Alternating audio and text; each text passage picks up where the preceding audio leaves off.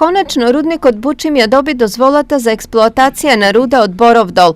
Ова ќе представува континуитетна работата на Бучим во периодот од 2020 до 2030 година.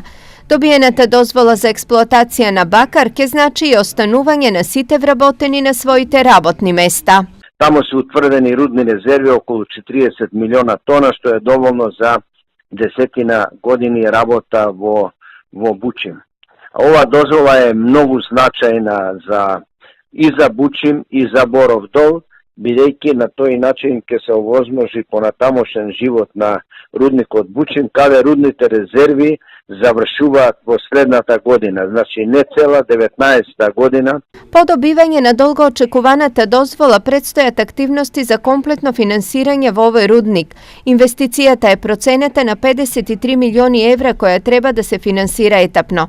Рудата која ќе пристигнува од Боров дол на подвижната трака во должина од околу 7 километри ќе се преработува во постојната флотација, а јаловината ќе се депонира исто така во постојното хидројаловиште.